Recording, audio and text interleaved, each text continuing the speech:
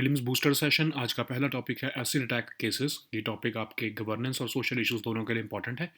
Supreme court ने serious concerns raise किए हैं कॉन्टिन्यूड डिलेज की वजह से, जो विक्टिम कंपनसेशन में हो रहे हैं और नॉन कंप्लायंस हो रही है प्राइवेट हॉस्पिटल्स की फ्री क्रिटिकल ट्रीटमेंट देने के लिए एसिड अटैक सर्वाइवर्स को।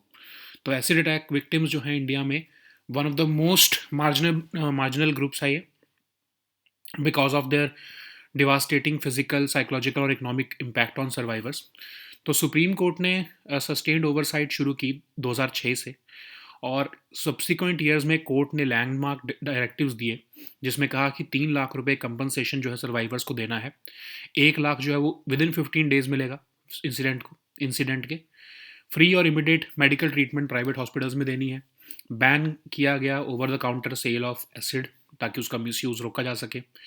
डेजिग्नेशन जो है डिस्ट्रिक्ट लीगल सर्विसेज अथॉरिटीज़ की एज जो है वो क्रिमिनल इंजरीज कंपनसेशन बोर्ड की गई, ताकि स्ट्रीमलाइन हो सके क्लेम्स। लेकिन इन ऑर्डर्स के बावजूद सर्वाइवर जो हैं अभी भी प्रोसीजरल डिलेज फेस कर रहे हैं और उनको एसेंशियल सर्विसेज डिनाई हो रही हैं। तो सुप्रीम कोर्ट के पास एक प्ली आई जो कि एसिड सर्वाइवर साहस फाउंडेशन ने फाइल की थी, और उसमें कहा गया कि बहुत से सर्वाइवर जो है उनको या तो फुल कंपनसेशन ही नहीं मिली है, या फिर उनको क्रिटिकल केयर ही जो है प्राइवेट हॉस्पिटल्स ने डिनाई कर दी है। तो बेंच ने जो है कोर्ट के बेंच ने एक्नॉलेज किया कि ये इश्यूज जो है परसिस्ट कर रहे हैं डिस्पाइट रिपीटेड जुडिशियल ऑर्डर्स। तो विक्टिम्स जो हैं बहुत सी स्टेट्स में, जैसे कि खासकर हम महाराष्ट्र और उत्तर प्रदेश में देखें, उन्हें सिर्फ वो इनिशियल 1 लाख का पे आउट मिल जाता है और उसके बाद का कंपनसेशन नहीं मिलता है।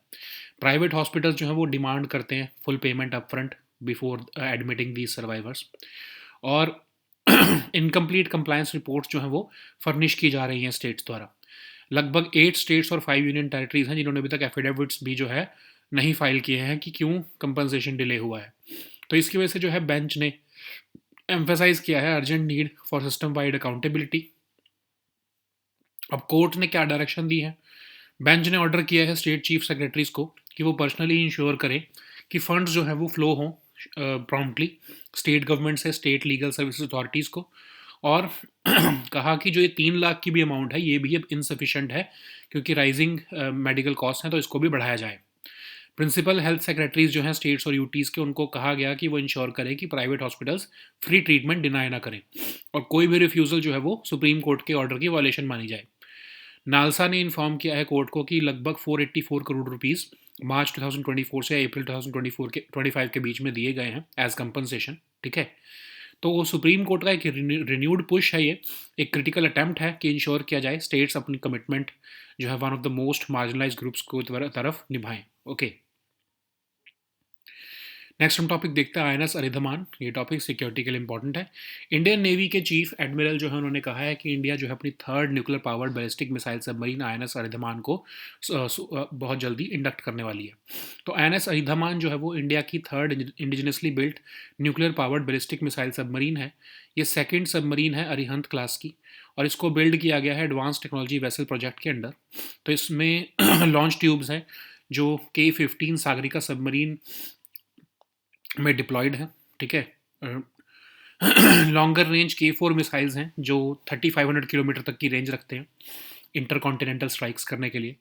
अब आईएनएस अरिहंत जो है वो फर्स्ट वेसल था इस SSBN प्रोजेक्ट के अंडर, और नेवी ने कमीशन की second indigenous SSBN INS Arighaat 2024 में। नेक्स्ट हम टॉपिक देखते हैं अलकनंदा गैलेक्सी। ये टॉपिक साइंस एंड टेक के लिए इंपॉर्टेंट है। तो रिसर्चर्स जो है NCRATIFR पुणे में, उन्होंने डिस्कवर की है एक स्पाइरल गैलेक्सी, और इसका नाम अलकनंदा रखा गया है। तो ये Galaxy 12 billion light years away है, और एक स्पाइरल स्ट्रक्चर को के फॉर्म में है ये, और इसको हिमालयन रिवर अलकनंदा के नाम पर रखा गया है। और रिमार्केबली सिमिलर है ये इंडिया की इंडिया कह रहा हूँ ओन मिल्की वे गैलेक्सी जो है हमारी, उसके बिल्कुल रिमार्केबली सिमिलर है ये। और इसको डिस्कवर किया गया through NASA's James Webb space telescope. Spiral galaxies जो हैं ये twisted collection of stars and gas होती हैं। ठीक है, तो एक स्पाइरल गैलेक्सी में अंदर स्टार्स, गैस और डस्ट जो है वो गैदर हो जाती हैं स्पाइरल आर्म्स में, और फिर वो स्प्रेड होती है outward from the Galaxy centre. Next हम टॉपिक देखते हैं Indian statistical institute act 1959। Topic governance के लिए इंपॉर्टेंट है। तो लगभग 1500 एकेडमिक्स जो है उन्होंने अपने ग्रेव कंसर्न्स एक्सप्रेस किए हैं, डिमॉन्स्ट्रेशंस किए हैं कोलकाता में, ताकि सेंट्रल गवर्नमेंट का जो प्लान है रिपील करने का Indian statistical institute act of 1959 को, उसके खिलाफ वो प्रोटेस्ट कर सकें। तो ये ISI act 1959 professor PC Mahalanobis ने कैलकाटा में 1931 में बनाया था। ये इंस्टीट्यूट जो है पहले सोसाइटी की तरह फंक्शन करता था, बाद में ये स्टैटिस्टिकल रिसर्च और एजुकेशन और ट्रेनिंग के लिए एक प्रॉपरली एक इंस्टीट्यूट बना दिया गया और 1959 में इसको स्टैट्यूटरी रिकॉग्निशन मिली। तो ये एक institution of national importance declare कर दिया गया 1959 में।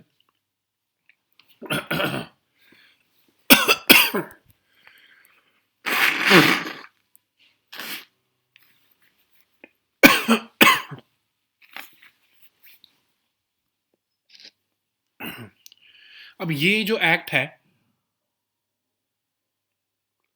ये एम्पावर करता है ISI को कि वो डिग्रीज ग्रांट कर सके, डिप्लोमास दे सके statistics, mathematics, quantitative economics, computer science और रिलेटेड सब्जेक्ट्स में।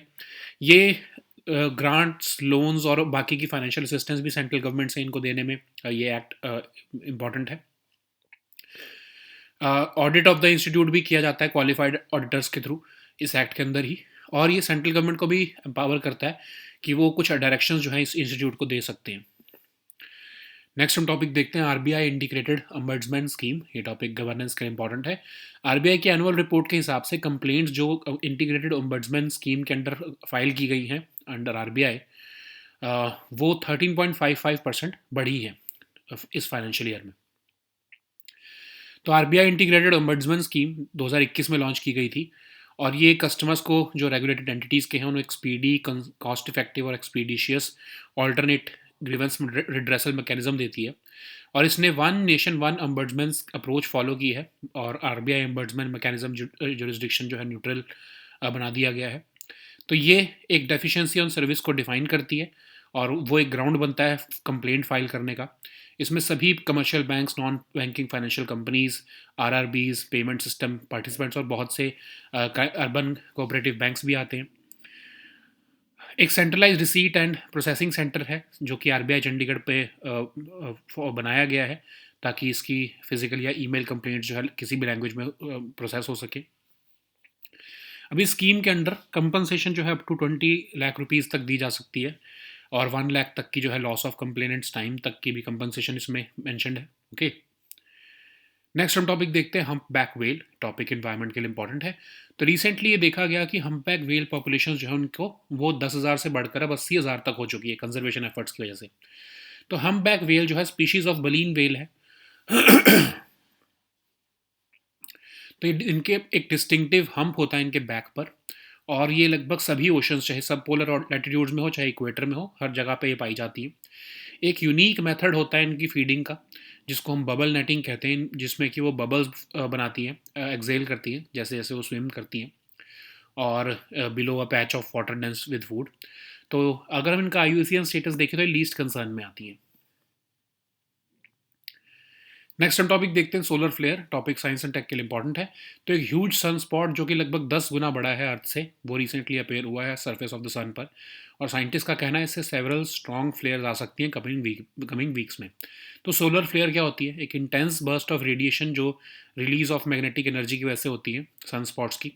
सडन इंटेंस ब्राइटनिंग हो जाती है एक रीजन ऑफ द सन की और फ्लेयर्स जो है वो तब होती हैं इंटेंस हो जाती हैं जब मैग्नेटिक फील्ड्स ऑन द सन जो है वो बहुत टैंगल्ड हो जाते हैं। तो एक सोलर फ्लेयर जो है more than 1,000,000 times greater than the energy from volcanic eruption होती है ऑन अर्थ और ये तब ज़्यादा नोटिस की जाती हैं जब ब्राइट एक्सरे और अल्ट्रावायलेट एमिशंस हो। ठीक है, तो कोरोनल मास इजेक्शन जो है ऑफन अकम्पनी करते हैं सोलर फ्लेयर्स को और ये अफेक्ट करते हैं सैटेलाइट कम्युनिकेशन, डिसरप्ट करते हैं रेडियो सिग्नल्स और इवन एक रिस्क भी पोज करते हैं एस्ट्रोनॉट्स को इन स्पेस। अब सन स्पॉट्स क्या होते हैं? ये वो एरियाज होते हैं जो डार्क अपेयर होते हैं सरफेस ऑफ द सन पर और ये अपेयर होते हैं डार्क बिकॉज ये कूलर होते हैं than most parts of the sun surface और ये फॉर्म होते हैं in areas where magnetic fields are particularly strong और ये सब कुछ जो हीट होती है सन की उसको सरफेस तक आने से रोकते हैं।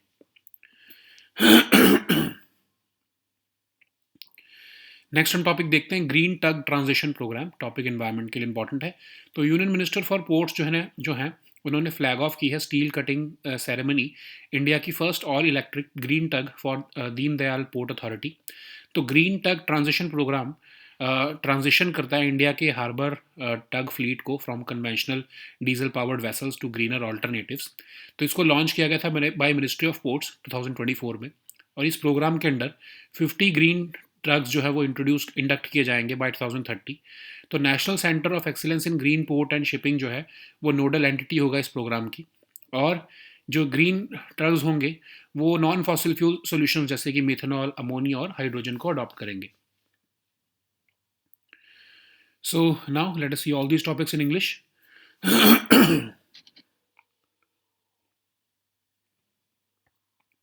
So the first topic is acid attack cases.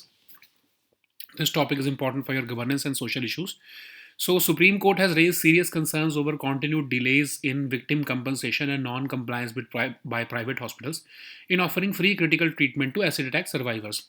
So acid attacks in India have prompted judicial attention for long because of their devastating physical, psychological, and economic impact on survivors. Supreme Court initiated sustained oversight beginning in 2006. So, in subsequent years, the court issued landmark directives like minimum 3 lakh rupees compensation for survivors, free and immediate medical treatment in private hospitals, ban on the over the counter sale of acid to curb misuse, designation of District Legal Services Authority as criminal injuries compensation boards to streamline claims. Despite these orders, survivors continue to face procedural delays. So, the present plea before the Supreme Court, filed by the Acid Survivors Sahas Foundation, has argued that many survivors have either not received full compensation or they were denied free critical care by private hospitals. Bench has acknowledged that these issues persisted despite repeated judicial orders. For example, victims in several states, including Maharashtra and Uttar Pradesh, received only the initial 1 lakh rupees payout. Private hospitals, in violation of the Supreme Court directives, demanded full payment upfront before admitting survivors. Incomplete compliance reports were being furnished. As many as 8 states and 5 union territories had not yet filed their affidavits, which prompted the bench to emphasize the urgent need for system wide accountability. Okay. So the bench has ordered state chief secretaries to personally ensure that funds flow promptly from state governments to state legal services authority. It has also highlighted the need for updated compensation amounts, recognizing that the earlier fixed sum of rupees 3 lakh is insufficient given rising medical costs. So principal health secretaries in states and UTs have been directed to ensure that private hospitals cannot deny free treatment. Any refusal would amount to a violation of Supreme Court orders and it can attract criminal liability. NALSA informed the court that approximately 484 crore have been dispersed as compensation between March 2024 and 2025 April. Okay, so this Supreme Court's renewed push basically marks a critical attempt to ensure that states honor their obligation towards one of the most marginalized groups.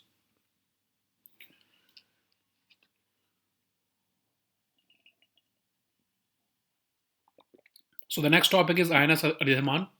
This topic is important for your security section. So, Indian Navy's Chief Admiral has said that India will soon induct its third nuclear-powered ballistic missile submarine, INS Aridhaman. So, INS Aridhaman is India's indigenously built nuclear-powered ballistic missile submarine. It is the second submarine in Arihant class. So, it is being built under Advanced Technology Vessel Project to build nuclear submarines at the Shipbuilding Center of Vishakhapatnam. So, it has launch tubes which are capable of deploying K-15 Sagarika submarine, each with a 750-kilometer range. So long-range K-4 missiles extending to 3,500 kilometer can also be deployed for intercontinental strikes.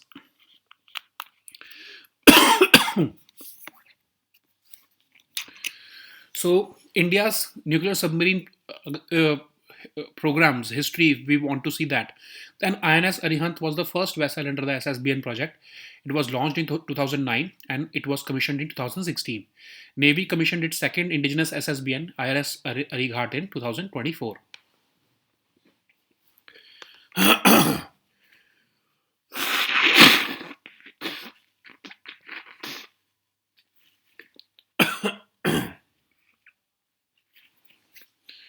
So the next topic is Alaknanda Galaxy.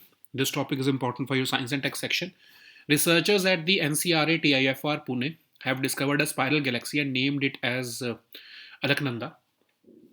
So it is located about 12 billion light years away, and it has a textbook spiral structure. It is named after a Himalayan river, Alaknanda, and it is remarkably similar to our own Milky Way galaxy. It was discovered through NASA's James Webb Space Telescope. So, what are spiral galaxies? Basically, they are twisted collection of stars and gas, and in these galaxies, stars, gas, and dust are gathered in spiral arms, which spread outward from the center of the galaxy. So the next topic is Indian Statistical Institute Act of 1959. This topic is important for our governance section. More than 1,500 academics have expressed grave concerns and held demonstrations in Kolkata to protest a central government plan to repeal the Indian Statistical Institute Act of 1959. So this Indian Statistical Institute was founded by Professor P.C. Mahalanobis in Calcutta in 1931. It was established earlier as a society, but it played a crucial role in statistical research, education, and training in India. And this 1959 Act declared the institution as an institution of national importance. So, under this Act, this Indian Statistical Institute ISI is empowered to grant degrees and diplomas in statistics, mathematics, quantitative economics, computer science, and related subjects. It also provides for grants, loans, and other financial assistance from the central government. It empowers the central government to issue directions to the institute as well. Okay. So the next topic is RBI Integrated Ombudsman Scheme. This topic is important for your governance section. According to RBI's annual report, the complaints filed under RBI's Integrated Ombudsman Scheme were up by 13.55% in 2025 financial year. It was launched in 2021 to provide customers of regulated entities a speedy, cost-effective, and expeditious alternate grievance redressal mechanism. It adopted the One Nation, One Ombudsman approach by making the RBI Ombudsman mechanism jurisdiction neutral. So it defines deficiency in service as the ground for filing a complaint. It covers all commercial banks, non-banking financial companies, RRBs, payment system participants. It has a centralized receipt and processing center, which has been set up at RBI Chandigarh for receipt and processing of physical and email complaints in any language. Under the scheme, compensation of up to 20 lakh rupees in addition to up to 1 lakh rupees for the loss of complainant's time is warranted. Okay.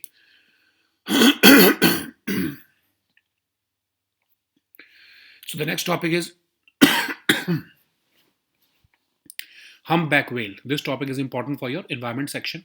So it was recently found that humpback whale populations have surged from 10,000 to nearly 80,000 because of conservation efforts. So humpback whale is a species of baleen whale. It has the distinctive hump on its back. They inhabit all major oceans from subpolar latitudes to the equator. They use a unique method of feeding called bubble netting, in which bubbles are exhaled as the whale swims.